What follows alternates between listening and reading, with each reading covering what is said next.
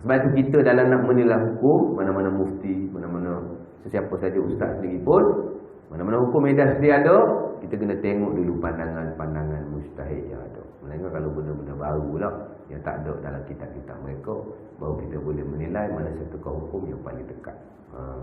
Tapi kalau benda dah sedia ada, kita kena tengok. Walaupun mereka berbeza-beza pandangan.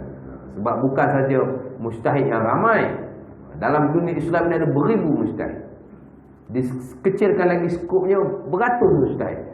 Dikecilkan lagi skopnya berpuluh mujtahid. Dikecilkan lagi skopnya ada beberapa mujtahid yang disebabkan mujtahid mutlak, umpama 4 imam yang besar itu. Dan setiap orang ulama tu sendiri yang mujtahid itu, yang paling tinggi itu, sendiri berbeza-beza pandangan. Al-Imam Syafi'i walaupun dia mujtahid, dia boleh mengeluarkan hukum dengan penilaiannya sendiri. Namun begitu dia sendiri pun berbeza-beza pandangannya dalam buku-buku. Yang mana Imam Syafi'i, kalau tuan-tuan belajar fiqh kan, dibahagi-bahagikan pandangannya antara pandangan yang lama dengan pandangan yang baru. Pandangan yang disebut sebagai pandangan Baghdadiyah dengan pandangan Misriyah. Dulu-dulu Imam Syafi'i kata gosok gigi siang hari puasa tak makruh. Pandangan baru dia kata makruh. Kan? Nampak? Dulu-dulu dia kata apa lagi? Khutbah Jumaat tak wajib dalam bahasa Arab. Yang baru dia kata wajib dalam bahasa Arab. Terutama yang rukun-rukun lah. Jadi seorang ulama pun ada banyak pandangan. Jadi tak heran lah kalau ramai ulama ramai pandangan. Ulama seorang pun banyak pandangan. Hingga pula kalau ulama-ulama dalam mazhab. Lagi pula kalau dicampur seluruh mazhab yang ada yang disebut sebagai perbandingan lagi lah. Banyak. Jadi tak pelik. Nampak? Sebab tu ulama ada satu kaedah. Dipanggil bukan semua pandangan ulama itu menepati syarak 100%. Ada sebagainya pandangan dia kuat. Ada setengahnya pandangan dia lemah. Jadi kita di pentas ilmu, ada satu-satu perkara mungkin ada banyak pandangan, terutama benda yang tak ada nas. Tak ada nas. Ataupun ada nas tapi dia tak jelas. Banyaklah pandangan tu. Jadi kita kena menilai manakah satu pandangan yang lebih baik untuk kita ikut. Dalam mazhab Syafi'i pun sama. Ada pandangan yang dia diamalkan dalam mazhab, tapi dia bukan pandangan mazhab. Ada pandangan yang dia ni hanya pandangan beberapa individu dalam mazhab, tapi dia bukan pandangan mazhab. Itu konteks-konteks dalam fiqh. Nanti tuan-tuan belajar fiqh itu tuan-tuan tanya, ustaz yang ajar fiqh, anak tak ajar fiqh. Ini cuma anak petik-petik aja supaya kita faham. Baik, itu jihad dari sudut bahasa. Jihad dari sudut syarak pula pun sama. Jihad dari sudut syarak ialah kita memenatkan diri atau bersungguh-sungguh dalam ataupun pada jalan Allah dengan harta kita, dengan tubuh badan kita dan juga dengan lidah kita. Kita buat suatu kebaikan dengan bersungguh-sungguh adalah satu bentuk jihad. Itu dalam syarak. Nampak? Sebab itu kadang-kadang kepahaman kita dalam satu-satu perkataan syarak kadang-kadang tidak memberi gambaran yang sebenar dalam syarak. Sebab tu ustaz di sini kena urai, kena bagi tahu. Tuan-tuan mungkin kadang-kadang satu perkara itu dipahami dalam konteks yang sempit di sisi kita, tapi sebenarnya dalam syarak dia mempunyai konteks yang lebih luas. Termasuklah jihad. Jihad di sudut kita ni mungkin sempit lah, tapi di sudut syarak dia luas. Nanti saya akan terangkan pada tuan-tuan. Itu secara umumnya makna jihad. Buat satu benda yang baik, bersungguh-sungguh, maka dia satu bentuk jihad. Nampak? Okey, baik. Saya nak petik tuan-tuan satu kata-kata yang benar-benar bernilai, yang memberi gambaran makna jihad. Ialah kata-kata Al-Imam Qurtubi dalam tafsir dia. Jilid ke berapa? Tak kala dia mentafsirkan satu ayat Quran, itulah ayat terakhir daripada surah Az-Zumar atau surah Ghafir. Kata ingat. Apa kata Allah Taala? Allah Taala kata wallazina jahadu fina lanahdiyannahum subulana. Itu surah apa Ustaz? Saya pun tak semak, tak ulang kaji dia. Wa innallaha lama'al muhsinin. Barang siapa yang berjihad pada jalan kami, Allah Taala kata kami akan memberi petunjuk padanya, dan kami bersama-sama dengan orang yang muhsinin, orang yang melakukan kebaikan. Tu Ustaz kata, siapa-siapa yang membuat kebaikan, dia sudah membuat satu perkara jihad sebenarnya. Apa kata Qurtubi dalam perkara ini? Tuan-tuan tahu Qurtubi ya, ulama tafsir kita. Ulama tafsir, ulama hadis, ulama akidah Islam. Dia Qurtubi. Bahkan salah satu buku akidah yang paling baik untuk kita belajar di pentas awal ialah buku karang akidah karangan. Baik. Dia kata apa? Dia kata innal jihad fi hadhihi al-ayah laisa qitalul kufar. Dia kata jihad dalam ayat ini banyak sebut tentang jihadnya. Salah satunya ayat inilah. Dia kata jihad dalam ayat ini, dia kata bukanlah jihad memerangi orang kufar semata-mata. Bukan kita nak berperang orang kafir aja. Jihad ni dia kata tidak. Wa innama, dia kata qam'uz zalimin. Akan tetapi jihad juga ialah dia kata melawan kezaliman. Melawan kezaliman. Pasal Nabi pun ada sebut begitu. Bukan Nabi kata apa nama? Akbaru jihadin kalimatu adlin inda sultanin jahil. Jair Nabi kata kan. Riwayat Muawiyah bin Al-Hakam. Nabi kata seabdul jihad ialah menyebut satu kalimah yang hak di sisi pemerintah yang zalim. Itu hadis sahih. Itu juga satu bentuk jihad. Ada orang yang pro ke arah sana, dia sebut hadis mentaati pemimpin, tapi tak sebut hadis yang ini. Sebut yang hak. Tapi kita tak pelik lah. Sebab Nabi dah beritahu. Nabi kata umat aku ni tidak dibangkitkan satu orang khalifah, melainkan di sini ada dua bitanah, dua panglima. Satu panglima yang sokong kebaikan, satu panglima yang sokong kejahatan. Tak boleh lah. Hadis bitanah. Baik. Boleh dia? Dia kata melawan kezaliman. Kezaliman ni bukan saja daripada pihak atasan. Kadang-kadang kezaliman juga boleh berlaku di kalangan ataupun di kalangan kita. Boleh jadi kezaliman. Ada kawan kita tu order air di kedai mama, kan? Silapnya mama tu air tertumpah atas tangan anak dia, kopi tu belasah mama tu. 2-3 orang pegang tak agak. Kesian betul. Tahulah 3 lain kan.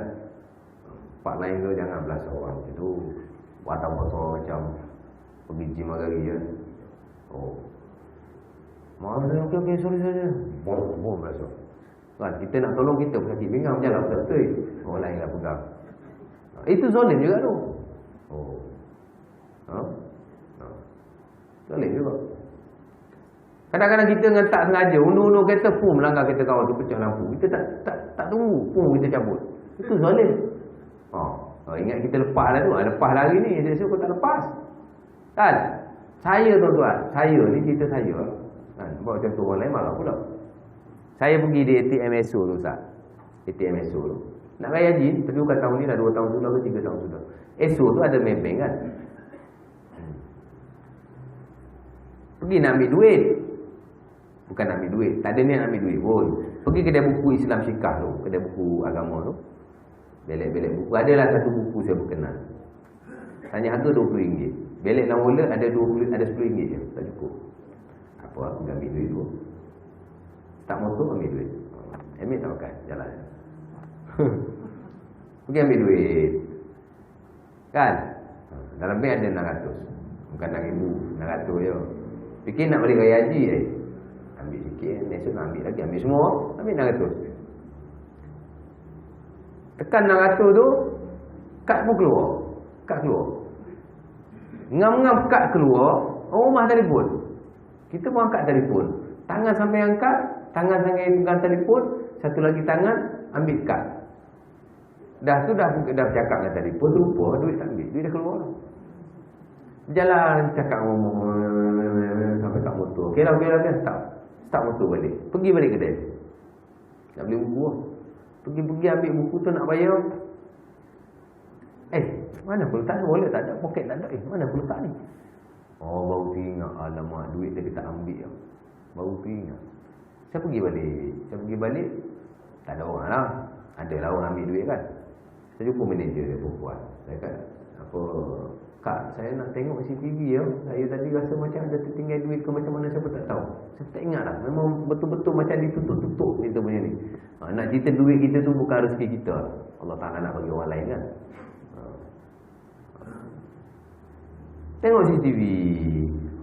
Tengok CCTV, orang belakang saya ni bila saya ambil, bila saya pergi, dia tengok duit, tengok saya. Tengok duit, tengok saya. Tengok duit, tengok saya. Lalu dia ambil duit tu. Dia pun ikut belakang saya berjalan. Saya keluar, dia pun keluar. Dia tengok, dia berdiri je depan tengok saya naik motor. Saya pun naik motor, saya cabut. Lepas tu dia beli-beli barang apa semua, dia pun cabut. Dia naik kereta Innova. Baru lagi. Orang dalam, saya ingat dalam hampir 60 anak. Saya tengok mukanya, tengok rambutnya, tengok gayanya macam hampir 60 an, 50 lebih lah. Uban dah penuh kepala dah pun. Janggut tak tahu ada tak ada. Akak kata buat report lah Ustaz. Ada buat report lah, saya yang cuai. Saya tak buat report, tak buat apa. Zalim lah tu. Kan, kita terlupa ambil duit. Dia ambil duit kita. Lepas tu dia tengok kita cabut. Lepas kita cabut, dia pun beli barang sikit, dia pun cabut. Memang jelas, dia ambil dan dia ikut saya. Dia nak tengok saya, mungkin kalau saya patah balik, dia akan bagi kot. Kan? Tapi dah saya cabut, dia kata rezeki aku ni, rezeki aku. Dia tak tahu dia ambil kita 600 tu, orang tak nak ambil banyak je. Dia cek kalau buka hari ni. Dia tak tahu. Cukup dengan 600 tu, tak cukup. Zalim ke tu? Kita menipu orang. Kadang-kadang benda ni tak sengaja. Kita buka pintu kereta kita, tercalar kereta orang.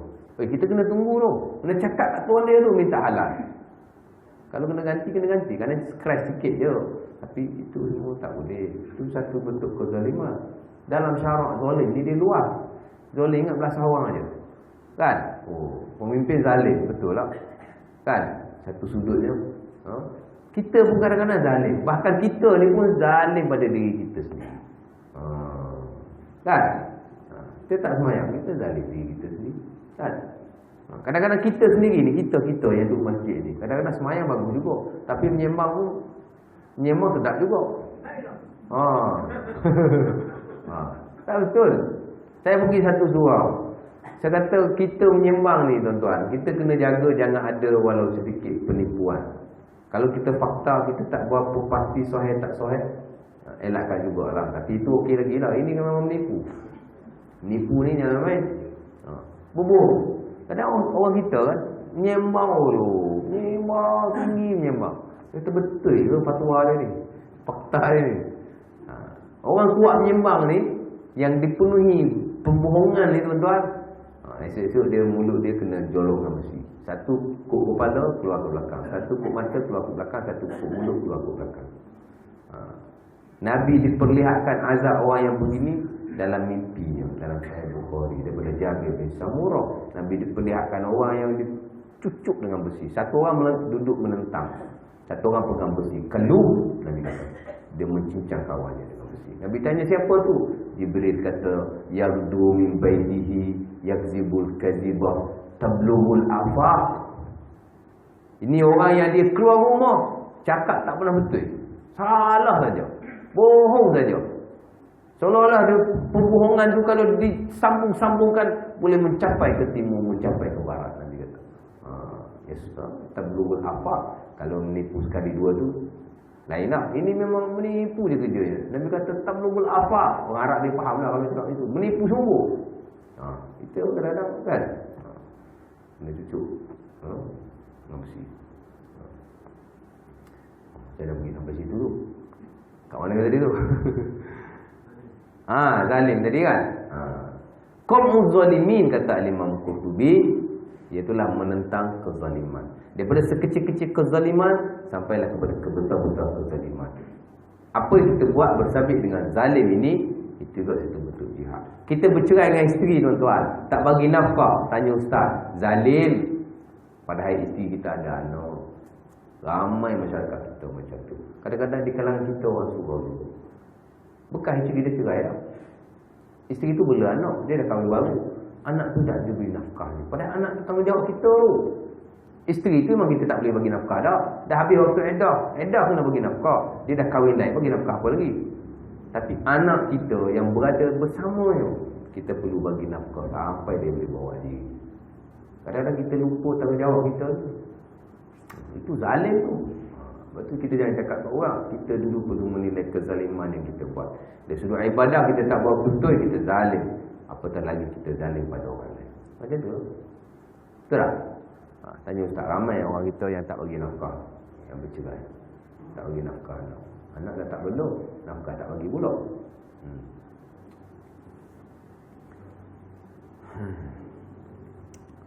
Betul ada niat nak kahwin 2-3 tu. Nampak? Kaum zalimin, kata Imam Qurtubi. Kemudian kata apa lagi? Waraddu 'alal muftadin. Dan juga menentang kebatilan. Kebatilan. Apa makna kebatilan? Kebatilan ni adalah benda-benda yang batil, sekalipun dia berwajah agama. Kadang-kadang dia macam agama macam dekat Indonesia. Sembahyang tarawih 23 rakaat, cuma 6 minit. Cucuk. Dia tak baca apa. Sebab dia kata bacaan atau makninah dalam sembahyang tarawih ni tak wajib. Tak tahu dia ceduk nak daripada mana, saya pun tak tahu. Ini tidak menyalahi syariat, dia kata. Sebab kami hanya buat dalam sembahyang tarawih saja, tapi sembahyang lain kami buat macam biasa. Dia ceduk dan pakai sebuah besar, dia buat besar. Dia punya mudi, dia punya polo tu pasal tradition. Siapa kata tak melalui syariat, kita pun tak tahu. Dia ambil nak kat mana dia ceduk, kita pun tak tahu. Semayang pun ada yang tiba orang hantar itu kan. Siap masuk berita lagi dalam TV Indonesia. Dia kata ini tidak menyalahi syariat.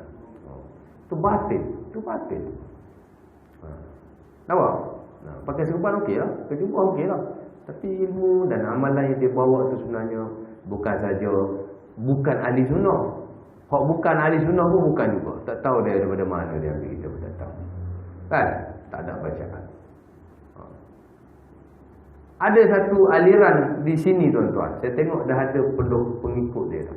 Dia semayang, tapi masih ada bacaan walaupun tak betul. Tuan-tuan tahu dia semayang macam mana?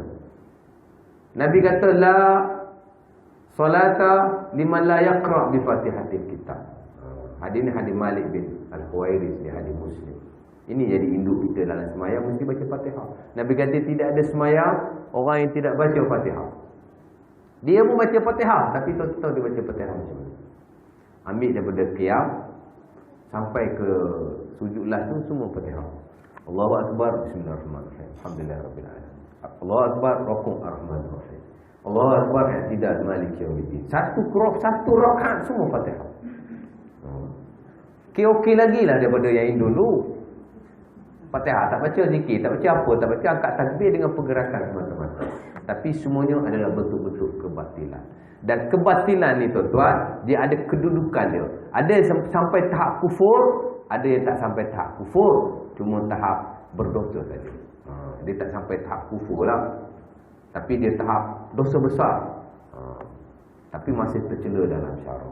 Nabi pernah ketika melihat sahabat semayang, tuan-tuan, ada seorang semayang tak betul ya. Nabi kata kalau dia mati dengan solat seumpama ini, dia tidak mati di atas agama. Semayang macam Nabi dah, cuma ada lagi lah dia tak tahu maknanya sikit kan. Nabi kata kalau dia mati dengan solat begini, dia tak mati atas agama aku.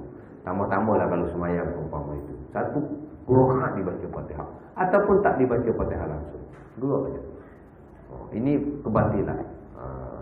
Dan kerja ni sebenarnya kerja majlis agama untuk siasat. Ada mana-mana aliran. Saya ada sebut dulu saya pergi kuliah di Subang. Macam tu juga. Dia selawat menjerit-jerit dalam masjid. Saya kata kat kebusi surau, mana boleh benarkan kat surau ni ada puak macam ni. Tapi ahli karya kita lah dia kata. Siap marah saya. Sampai dia kata kat dia, saya mengajar sini sebulan sekali. Macam ni lah abang ambil tempat saya mengajar. Dia tak boleh mengajar pun. Dia marah kat saya, dia tanya saya, tak percaya tak yang Nabi masih boleh mengajar kita secara berdepan, yang kosong juga? Dia kata tak boleh, dan Nabi dah wafat. Oh, marah dia kat saya, Ustaz Allah, Ustaz tak betul. Tu guru saya ambil amalan dengan daripada Nabi. Dia kata ni salah satu tarikat lah. Lepas tu dia ambil wuduk, dia zikir 3 orang kat depan sambil-sambil menjerit, Allahumma salli ala Muhammad. Ayat kursi dia baca 30 baca, saya pun tak faham. Dia jerit-jerit dalam surah tu. Zikir dan kadang menjerit. Sekali-sekali macam menyanyi, sekali-sekali macam menjerit. Menjeritlah kuat-kuat Allah. Macam 3 orang zikir macam 40 orang. Berzikir dengan kuat, berzikir dengan menyanyi-nyanyi, berzikir dengan menjerit-jerit. Macam tu. Ya Allah, macam ni ke syariat? Tak diterima akal lah kita. Sampai dia kata macam tu. Dia kata saya macam sebulan sekali. Macam ni lah abang ambil tempat saya. Tak nak pula dia. Dia kata, dia tanya, yang dia marah saya lagi, dia tanya saya, apa pandangan ustaz pasal sufi? Saya kata sufi ni ada dua. Satu sufi yang ikut syariat, satu sufi yang tak ikut syariat. Sesat. Oh, lagi marah dia. Macam mana ustaz dah kata sufi sesat? Dia kata bukan saya kata, Syekh Abdul Qadir Jailani kata. Dia kata dalam buku dia, zaman aku ada 12 orang sufi, 11 orang sufi sesat, satu sufi je yang benar. Dia yang kata begitu. Kan? Marah dia kat kita. Nak cerita raddu alal muftalin. Di Malaysia pun dah mula ada warna-warna kebatilan macam ini. Dulu saya sebut kan, dulu berqasidah kat kubur. Kubur boleh berqasidah. Kalau berdoa baca Quran, tak kisahlah, walaupun khilaf boleh lah. Kita pun buat begitu. Kan? Berqasidah, Allah hidup menyanyi kat kubur, bernasib, berqasidah. Apa benda? Kan? Al-Qutubi kata di kubur tak boleh buat bising.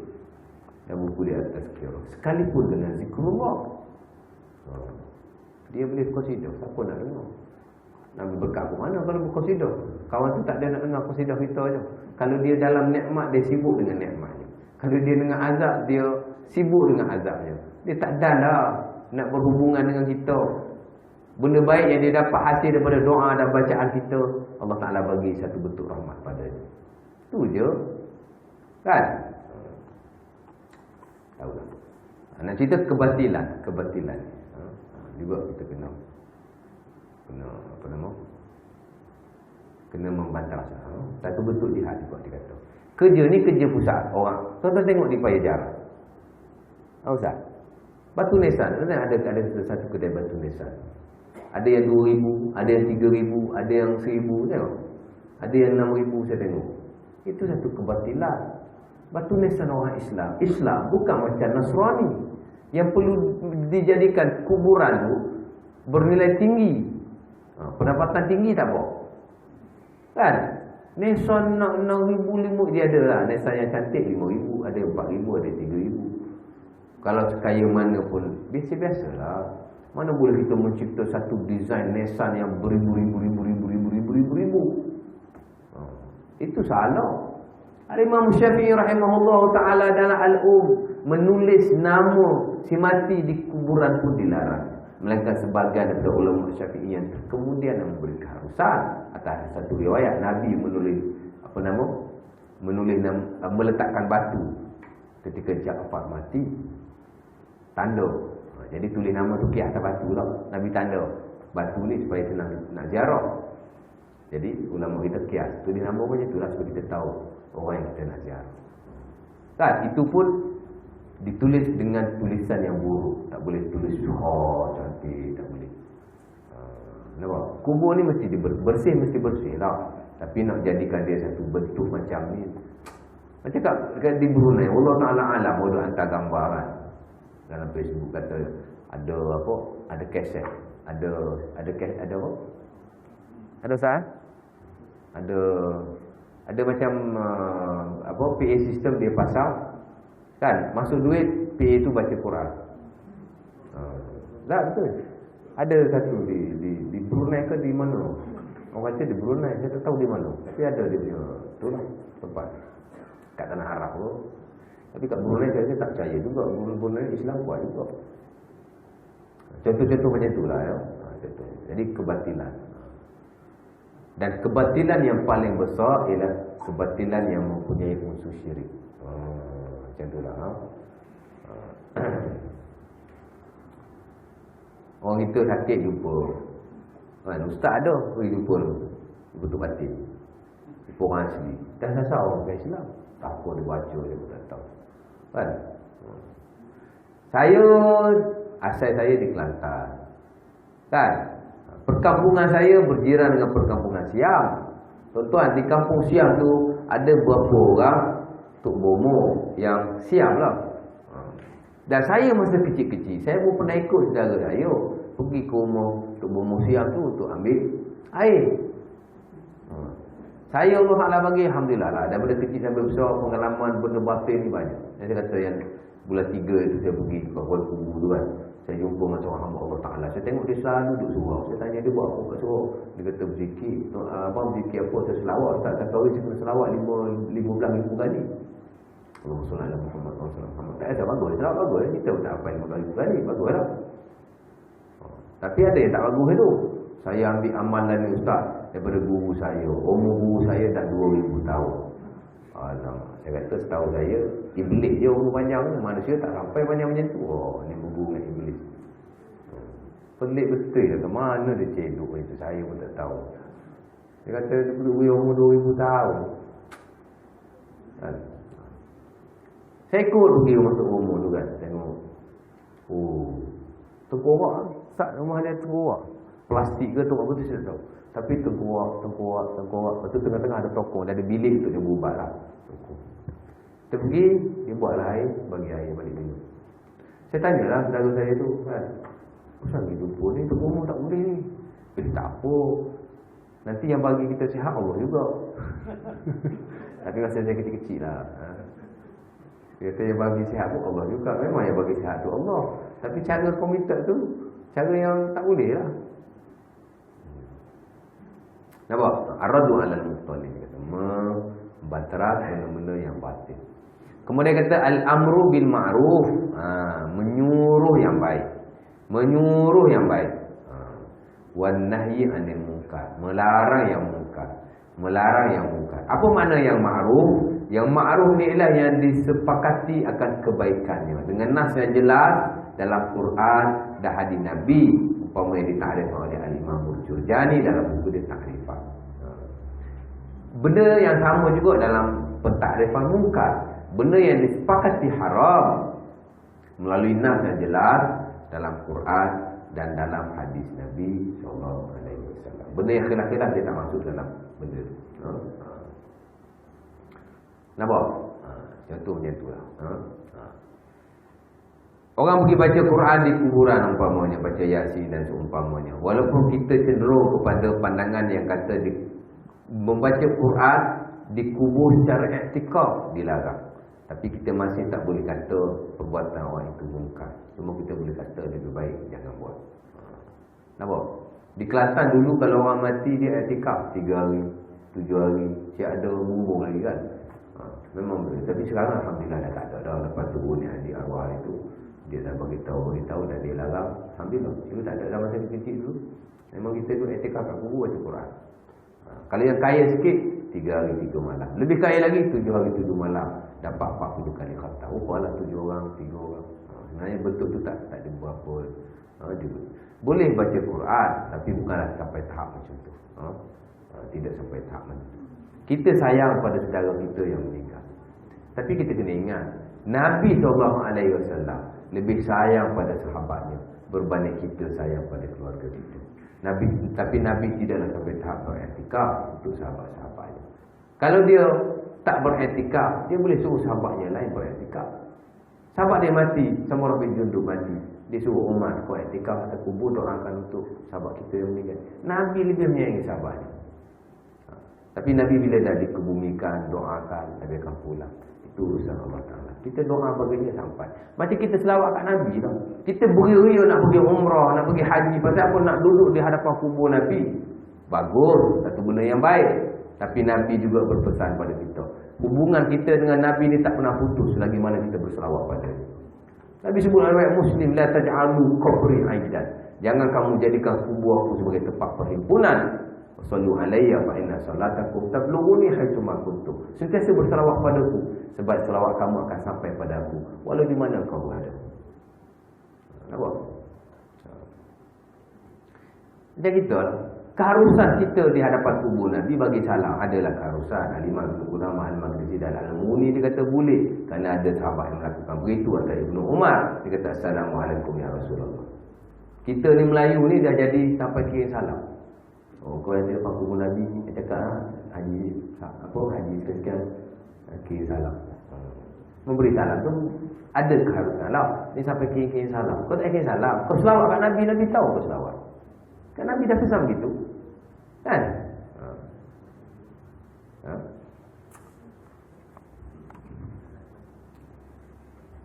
Nak cerita tadi al-amru bil ma'ruf wan nahyi 'anil munkar. Menyuruh yang baik, mencegah yang munkar, dan kita bermula dengan orang yang paling dekat dengan kita. Nampak? Bukan orang yang paling jauh dengan kita, orang paling dekat dengan kita. Kita nak memperbetulkan satu sistem yang lebih besar, sedangkan sistem yang kita sendiri membinanya pun kita tak mampu nak perbetul. Nampak? Tak? Isteri kita, kadang-kadang anak perempuan kita keluar rumah dengan bau-bauan, perfume. Sedangkan perempuan diharamkan memakai bau-bauan, ini dihidu oleh lelaki yang bukan muslim. Nabi kata perempuan pakai bau-bauan terhidu oleh orang yang bukan muslim, dia sudah menjadi seorang pezina. Ada sahih daripada muslim. Ataupun Abi Dawud, saya tak ingat.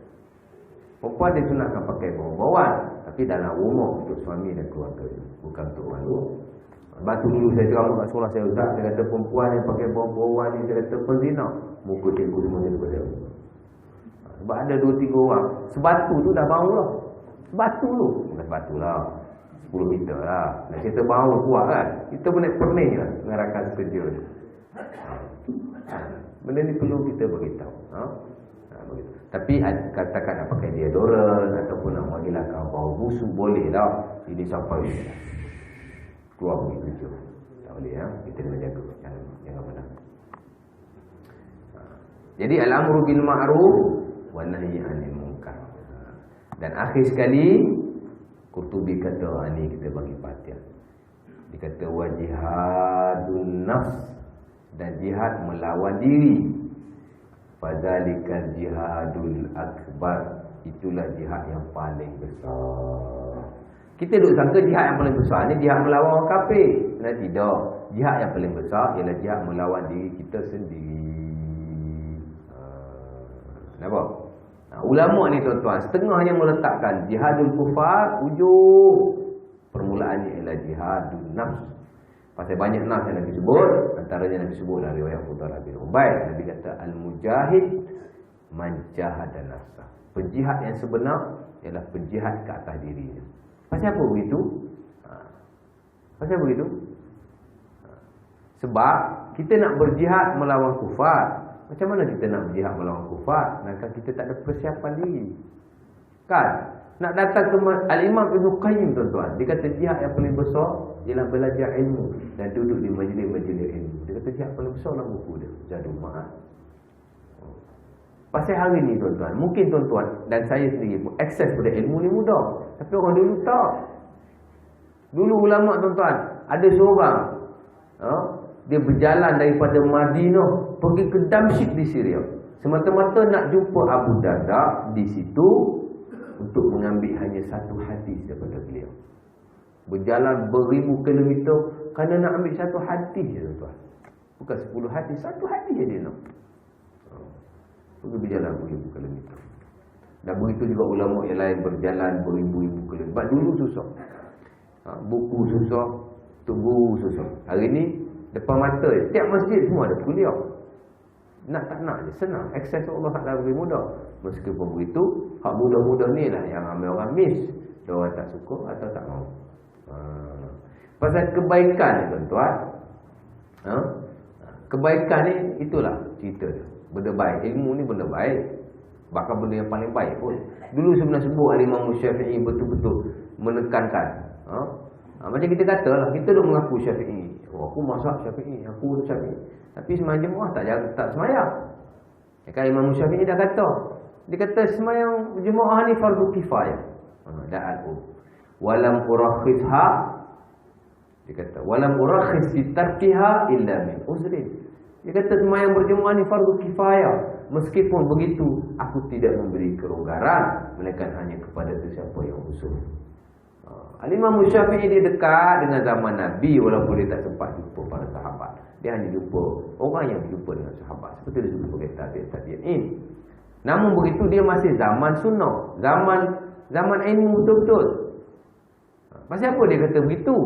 Pasal bukankah Nabi sendiri pernah berkata, kalau ikut hati aku nak kumpulkan semua pemuda-pemuda, menyalakan api, kemudian pergi ke rumah orang yang semayang di rumah tanpa kehuzuran, aku nak bakar mereka dan rumah mereka. Ada Abu Hurairah riwayat Bukhari Muslim.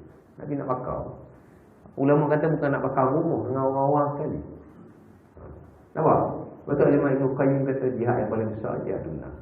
Dan dalam jihadun nafs dia bagi 4. Yang tertinggi ialah dikata talabul ilmi, belajar ilmu, duduk di masjid dan sebagainya. Pasal ini persiapan kita. Kita nak bertakak agama, berkumpul bawah kita kan. Tapi masjid tak nak berkumpul. Masjid tak nak datang. Sedangkan kekuatan sebenar di sini. Yang bagi kita kekuatan ni bukan kita. Yang bagi kita kekuatan ni Allah. Dan nak mencari kekuatan daripada Allah Ta'ala bukan di situ. Di sini. Boleh? Boleh berhenti setakat ni? Belum lagi? Nak lagi?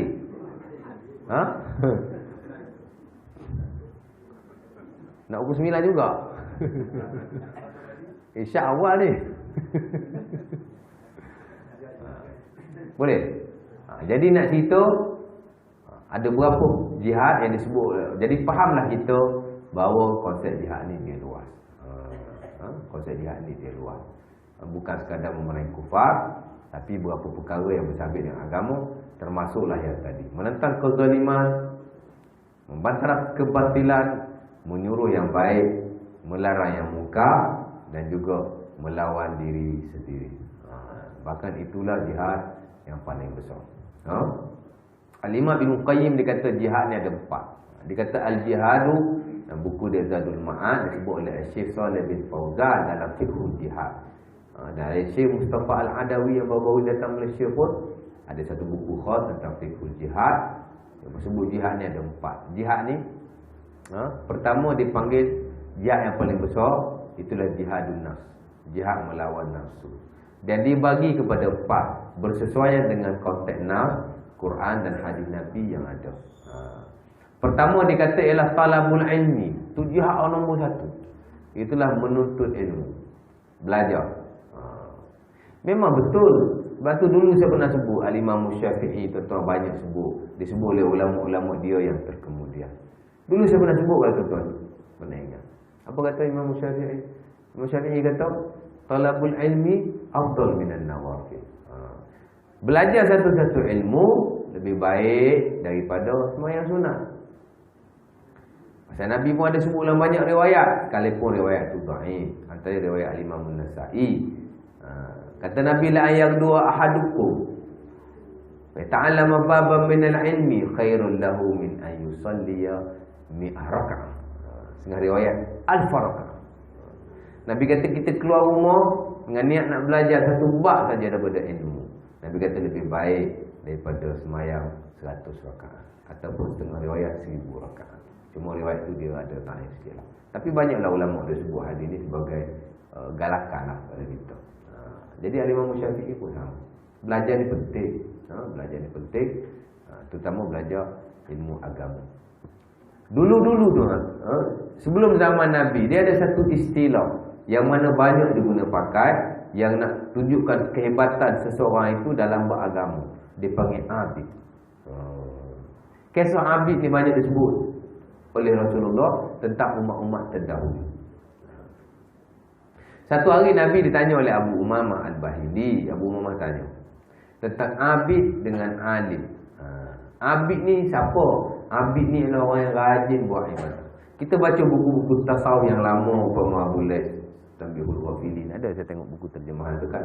Ada satu bab seorang abid yang beramal dengan Allah Ta'ala sampai berpuluh-puluh tahun. Itu panggil abid. Dia kerja dia semayang aja. Dia rajin ibadah, tapi ilmu dia tak ada. Ataupun ada untuk ibadahnya, tapi dia tak boleh nak ajar orang lain. Satu lagi alim, dia tak terkenal dengan ibadahnya, tapi dia terkenal dengan ilmunya dan dia ajar orang lain. Abu Muhammad kata yang mana lebih afdal? Dia kata zukira inda Rasulillah rajulan ahaduhuma abid wal akhar alim. Dia kata disebut di hadapan Nabi dengan dua orang, satu abid, satu alim. Patut tu. Apa kata Nabi? Nak ni minum. Air 2-3 hari ni memang batuk. Minum kan?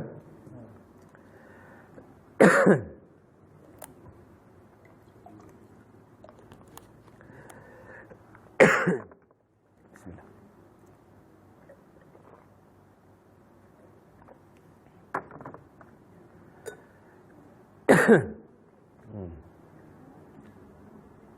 Kata Nabi,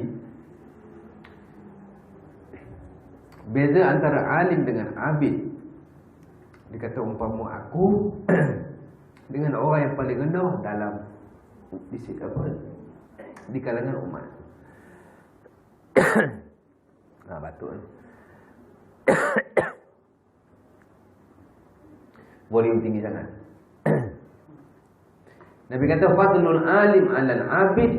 Nabi kata fadli 'ala adna ummati. Kelebihan alim dengan abid ini, beza dia ialah umpama aku dengan orang yang paling rendah di kalangan umatku.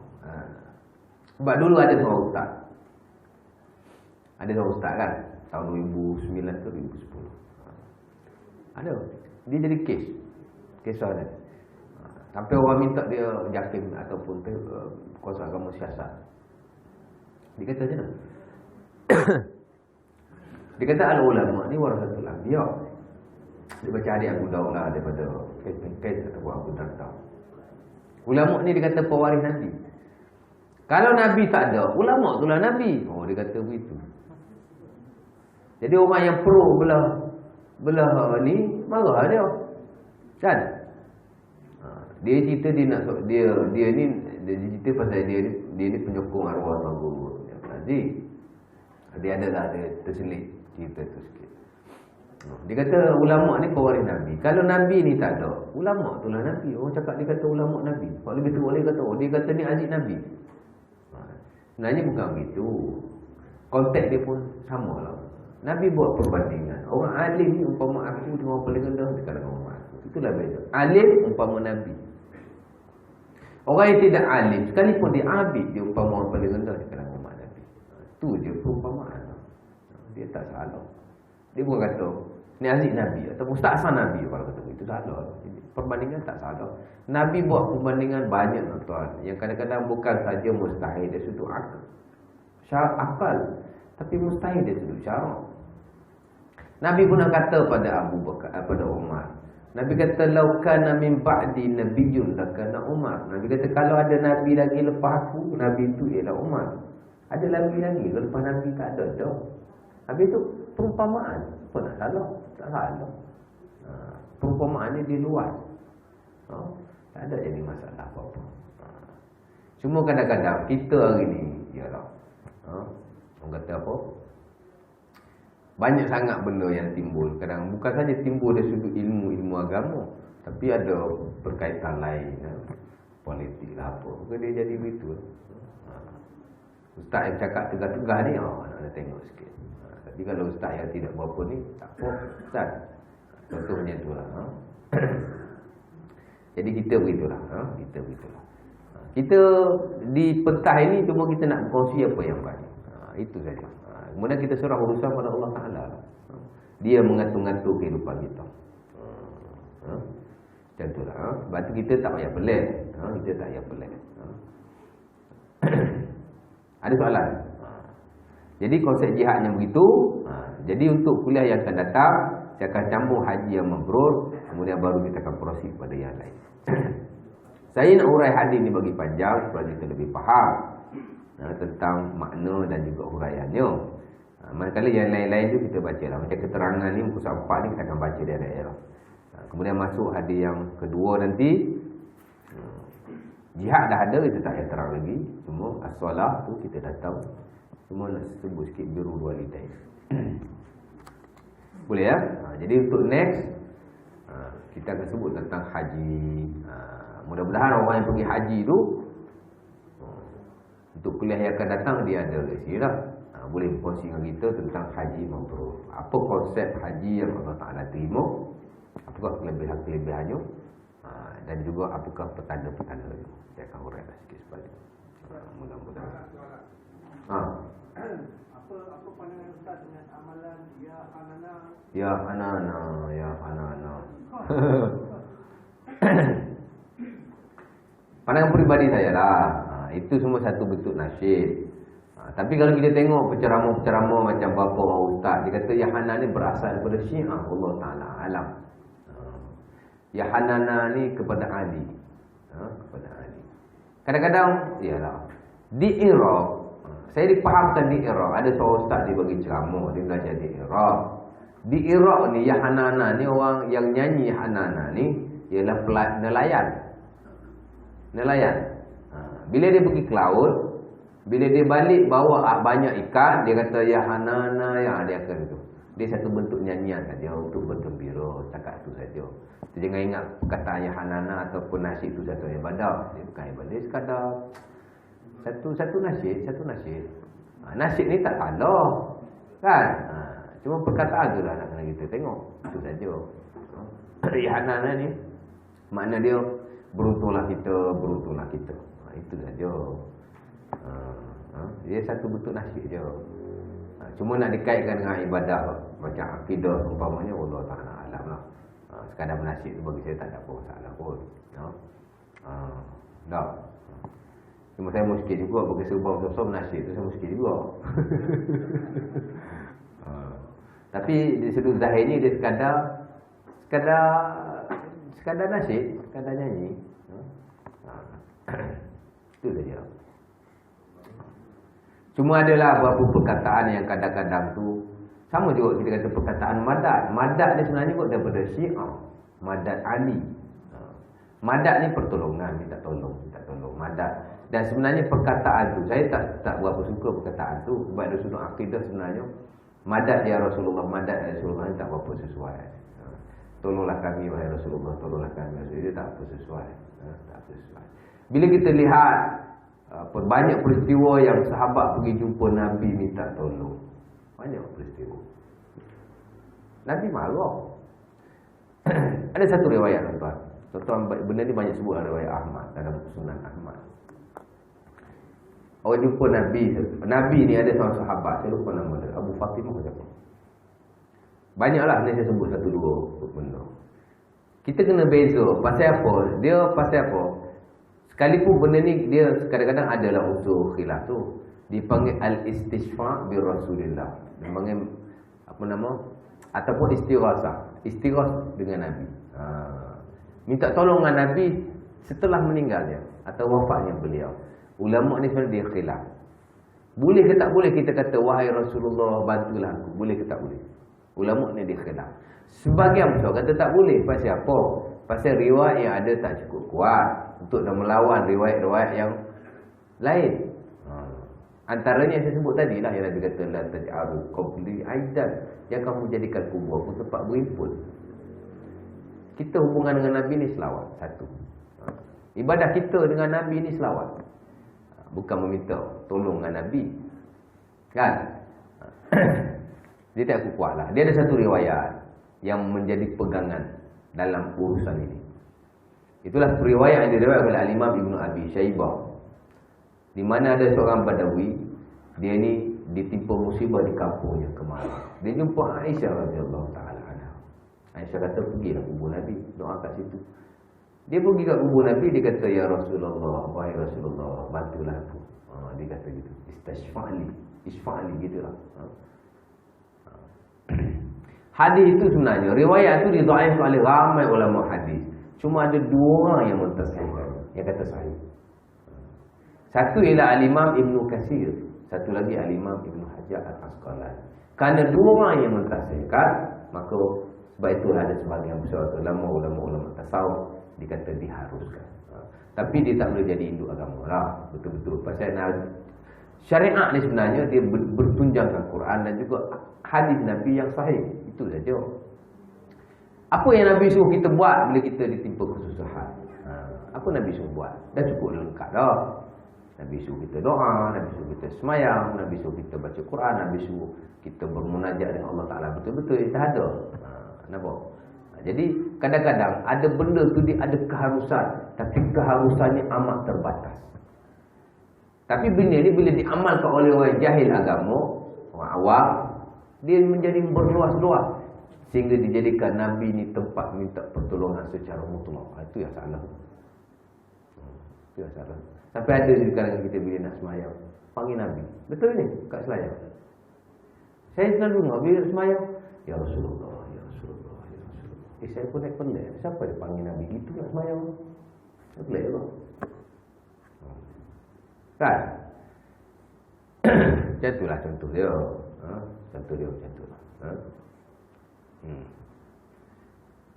Itu riwayat yang ada yang dijadikan sokongan. Saya nak tunjuk dulu kisah-kisah Nabi semasa hidup yang sahih, yang betul-betul jadi tunjang dalam urusan kita dengan Rasulullah. Nabi ketika hidupnya tuan-tuan, ramai orang yang, berapa orang sahabat yang berkhidmat untuknya. Ada seorang tu saya lupa nama, Abu Fatimah tak silap saya. Dan Nabi ni orang yang betul-betul pemurah. Setiap orang yang berkhidmat padanya, Nabi akan suruh dia minta apa-apa. Nabi kata sal, mintalah sesuatu. Bukan Salma, sal. Orang lain bila Nabi minta sesuatu, hak kawan ni dia minta apa? Dia kata urid syafa', dia kata urid murafaqataka fil jannah. Dan Nabi suruh minta kan? Dia kata aku nak duduk sebelah kau dalam syurga. Nabi kata apa? Nabi kata la bal ghaira zalik. Jangan minta itu, minta yang lain. Dia minta nak duduk dengan Nabi. Nabi kata jangan minta tu, minta yang lain. Pasal apa? Pasal urusan dia nak duduk dengan Nabi bukan urusan Nabi, itu urusan Allah Ta'ala. Nabi tak kata begitu. Nabi kata la sal ghaira zalik, bal ghaira zalik. Minta yang lain Nabi kata. Dia kata la bal zalik, aku nak yang tu juga. Dia berkerah nak yang tu. Nabi kata tak apalah, kalau kau nak macam juga. Nabi kata inni alaika bikasratis sujud. Fa innaka la tasjud sajdatan illa rafa'aka Allahu biha darajah. Kalau macam tu macam inilah Nabi kata, kau perbanyakkan sujud. Sebab setiap kali kau sujud, Allah Ta'ala angkat satu darjat. Setiap kali kau sujud, Allah Ta'ala angkat satu darjat. Mudah-mudahan kau boleh bersama aku. Untuk nasib kita di akhirat tuan-tuan, bukan hak mutlak Nabi. Kalau Nabi boleh tolong umat dia, Nabi akan tolong semuanya. Tak ada seorang pun boleh masuk neraka. Tapi itu urusan Allah. Kan? Nabi tolonglah, adalah syafaat Nabi itu. Tapi bukan mutlak 100%. Nabi ni tuan-tuan, kalau dia tolong betul-betul, betul-betul dia akan tolong. Kita tak ada masuk neraka ni. Nabi sayang umat dia ni. Tapi kita ada habuan kita masing-masing. Ikut perhitungan Allah. Kita selawatlah Nabi minta. Tapi macam tu. Zaman Nabi juga tuan-tuan, sama juga riwayat Abi Daud, riwayat Ahmad. Ada satu kelompok tuan-tuan, dia ditipu kemarau. Sama kes riwayat tadi, tapi ini masa Nabi hidup.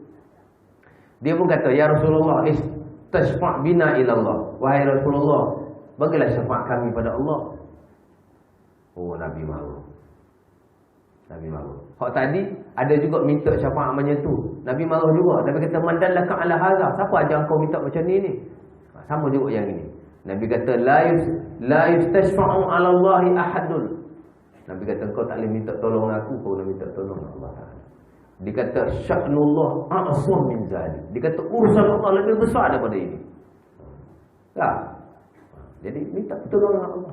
Aku bantu doa juga boleh tak? Ibaratnya macam tu. Tapi kita tiba-tiba kita direct nak diminta dengan Rasulullah. Kalau Rasulullah tak gemar kita meminta-minta padanya ketika hidupnya, apatah lagi kalau kita terus menjurus padanya ketika matinya. Kalau dia ada, dia pun tak setuju. Macam tu lah. Nampak? Jadi kita kena faham konteks kenabian ni, baru kita faham. Batu dalam agama kita jangan ikut-ikut. Nampak? Ada ulama yang tegas meminta terus dengan Rasulullah SAW. Secara mutlak dia kata boleh bawa pada syirik. Itu jelas. Kita belajar kita tu jelas. Jadi dia kadang-kadang adalah betul-betul keharusan itu. Macam azimat lah saya kata. Azimat macam tu juga. Dalam bab azimat tuan-tuan ada nas, cuma satu nas kan ni. Dalam hal ini ada satu nas saja. Dalam bab azimat cuma ada satu nas. Riwayat Ummu bin Syu'aib. Nas ini yang digunakan keharusan azimat. Ada keharusan tapi dia betul-betul terbatas. Ummu bin Syu'aib, Nabi ajar dia satu doa. Anak dia yang besar, dia ajar. Anak dia yang kecil ditulis dan digantung-gantungkan. Dia tulis lepas tu dia tato. Tu ulama kata boleh yang saya ada nas ni. Adalah keharusannya tu. Tapi keharusannya tu betul-betul terbatas. Lepas tu bila orang tanya Ibnu Mas'ud, boleh tak ada mak? Ibnu Mas'ud kata boleh, tapi kau kena jaga akidah. Orang tanya Ibnu Abbas, Ibnu Abbas kata tak boleh. Kau telah membuka satu pintu tu, pintu syirik. Contoh dia macam tu lah. Contoh dia dah sebut Yahanana dah terlajar apa sebenarnya begini.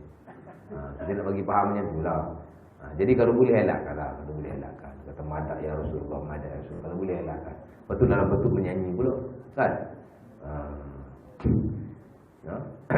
Kita selawat lah. Kita disuruh dalam bab ibadah ni berhubungan terus dengan Nabi selawat. Bila kita selawat, terus selawat kita sampai pada Nabi SAW. Itu je yang kita nak. Kita bergantung harap pada Nabi menerusi Allah, pada Allah menerusi Nabi melalui selawat padanya. Cukup. Tak perlu kita cari amalan lain yang bersabit dengan khilaf dan seumpamanya. Begitulah. Saya dalam isu-isu khilaf ni saya suka rujuk pandangan ulama hadis sebab pandangan dia lebih kejam. Bahkan Al-Imam Syafi'i sendiri dia sebut dalam Syiar A'lamin Nubala. Apa yang Imam Syafi'i kata? Imam Syafi'i kata alaikum bi ashabil hadis fa innahum aktsarun nasi sawaban. Hendaklah kau sentiasa mengikut ulama hadis kerana mereka lah yang paling benar di kalangan manusia. Nampak? Jadi cerita dia begitulah. Saya kalau ada benda-benda khilaf ni saya suka rujuk fatwa dan pandangan ulama hadis dulu dan kemudian. Pasal pandangan mereka lebih tegak, lebih kuat. Itu saja. Bukan kita menolak ulama tasawuf dan seumpamanya. Tasawuf saya sama juga kan. Dia satu bentuk ilmu Islam. Tapi adalah ketikanya kita terima, ada ketikanya kita